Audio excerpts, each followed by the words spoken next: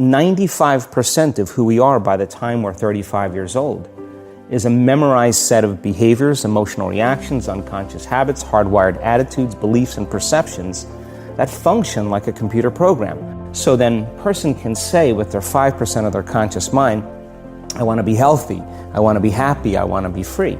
But the body's on a whole different program. People grab their cell phone, they check their WhatsApp, they check their text, they check their emails, they check Facebook, they tweet something, they do Instagram, they check the news, and now they feel really connected to everything that's known in their life. And then they go through a series of routine behaviors. They get out of bed on the same side, they go to the toilet, they get a cup of coffee, they take a shower, they get dressed, they drive to work the same way, they do the same things, they see the same people, they push the same emotional buttons, and that becomes the routine, and it becomes like a program. So now they've lost their free will to a program, and there's no unseen hand doing it to them. So when it comes time to change, the redundancy of that cycle becomes a subconscious program. Most people then wait for crisis or trauma or disease or diagnosis. They wait for loss, some tragedy to make up their mind to change. And my message is, why wait? And you can learn and change in a state of pain and suffering, or you can learn and change in a state of joy and inspiration. And I think right now, the cool thing is that people are waking up. If you're not being defined by a vision of the future, then you're left with the old memories of the past, and you will be predictable in your life. How you think and how you feel creates your state of being. By closing your eyes and mentally rehearsing some action, if you're truly present, the brain does not know the difference between what you're imaging and what you're experiencing. So then you begin to install the neurological hardware in your brain to look like the event has already occurred. Now, your brain is no longer a record of the past. Now it's a map to the future. And if you keep doing it, priming it that way, the hardware becomes a software program, and who knows, you just may start acting like a happy person. And then I think the hardest part is to teach our body emotionally what the future will feel like ahead of the actual experience. The hardest part about change is not making the same choices you did the day before, period. And the moment you decide to make a different choice, get ready, because it's going to feel uncomfortable. So if you think 60 to 70,000 thoughts in one day, and we do, and 90% of those thoughts are the same thoughts as the day before, and you believe that your thoughts have something to do with your destiny, your life's not going to change very much, because the same thought leads to the same choice leads to the same behavior creates the same experience, and the same experience produces the same emotion. A habit is a redundant set of automatic, unconscious thoughts, behaviors, and emotions that's acquired through repetition. So if you think about it, people wake up in the morning, they begin to think about their problems. Those problems are circuits of memories in the brain. Each one of those memories are connected to people and things at certain times and places. And if the brain is a record of the past, the moment they start their day, they're already thinking in the past. Each one of those memories has an emotion. Emotions are the end product of past experiences. So the moment they recall those memories of their problems, they all of a sudden feel unhappy, they feel sad, they feel pain. Now, how you think and how you feel creates your state of being.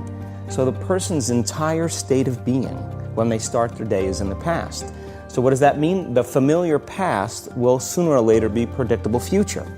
So if you believe that your thoughts have something to do with your destiny, and you can't think greater than how you feel, or feelings have become the means of thinking, by very definition of emotions, you're thinking in the past. And for the most part, you're going to keep creating the same life. I think that the bigger thing is that we keep firing and wiring those circuits. They become more hardwired. So you have a thought and then the program runs. But it's the emotion that follows the thought. If you have a fearful thought, you're going to feel anxiety. The moment you feel anxiety, your brain's checking in with your body and saying, yeah, you're pretty anxious. So then you start thinking more corresponding thoughts equal to how you feel. Well, the redundancy of that cycle conditions the body to become the mind. So now, when it comes time to change, a person steps into that river of change and they make a different choice, and all of a sudden, they don't feel the same way. So the body says, well, you've been doing this for 35 years. You're going to just stop suffering and stop feeling guilty and stop feeling shameful, and you're not going to complain or blame or make excuses or feel sorry for yourself. Well, the body's in the unknown. So the body says, I want to return back to familiar territory. So the body starts influencing the mind, and it says, start tomorrow. You're too much like your mother. You'll never change. This isn't going to work for you. This doesn't feel right. And so if you respond to that thought as if it's true, that same thought will lead to the same choice, which will lead to the same behavior, which will create the same experience, which will produce the same emotion. The stronger the emotional reaction you have to some experience in your life, the higher the emotional quotient, the more you pay attention to the cause. And the moment the brain puts all of its attention on the cause, it takes a snapshot, and that's called a memory. So long-term memories are created from very highly emotional experiences.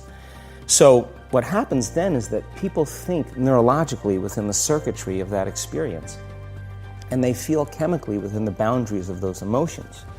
And so when you have an emotional reaction to someone or something, most people think that they can't control their emotional reaction. Well, it turns out if you allow that emotional reaction, it's called a refractory period, to last for hours or days, that's called a mood. I say to someone, hey, what's up? You say, I'm in a mood. Well, why are you in a mood? Well, I had this thing happen to me 5 days ago, and I'm having one long emotional reaction. If you keep that same emotional reaction going on for weeks or months, that's called temperament. Why is he so bitter? I don't know, let's ask him. Why is he so bitter? Why are you bitter? Well, I had this thing happen to me 9 months ago. And if you keep that same emotional reaction going on for years on end, that's called a personality trait. And so learning how to shorten your refractory period of emotional reactions is really where the work starts. So then people, when they have an event, what they do is they keep recalling the event because the emotions of stress hormones, the survival emotions, are saying pay attention to what happened because you want to be prepared if it happens again. So as you become familiar with the thoughts, the behaviors, and the emotions of the old self, you're retiring that old self. As you fire and wire new thoughts and condition the body into a new emotional state, if you do that enough times, it'll begin to become familiar to you. So it's so important, just like a garden. If you're planting a garden, you got to get rid of the weeds. You got to take the plants from the past year and you got to pull them out. The rocks that sift to the top that are like our emotional blocks, they have to be removed. The soil has to be tenderized and broken down. We have to make room to plant a new garden. So primarily, we learn the most about ourselves and others when we're uncomfortable. All organisms in nature can tolerate short-term stress. You know, a deer gets chased by a pack of coyotes. When it outruns the coyotes, it goes back to grazing and the event is over. And the definition of stress is when your brain and body are knocked out of balance, out of homeostasis. The stress response is what the body innately does to return itself back to order. So you're driving down the road, someone cuts you off, you jam on the brakes, you give them the finger, and then you settle back down and the event is over and boom, now everything's back to normal. But what if it's not a predator that's waiting for you outside the cave, but what if it's your coworker sitting right next to you? And all day long, you're turning on those chemicals because they're pushing all your emotional buttons. When you turn on the stress response and you can't turn it off, now you're headed for disease because no organism in nature can live in emergency mode for that extended period of time. It's a scientific fact that the hormones of stress downregulate genes and create disease, long-term effects. Human beings, because of the size of the neocortex, we can turn on the stress response just by thought alone. We can think about our problems and turn on those chemicals. That means then our thoughts could make us sick. So if it's possible that our thoughts could make us sick, is it possible then our thoughts could make us well? And the answer is absolutely yes.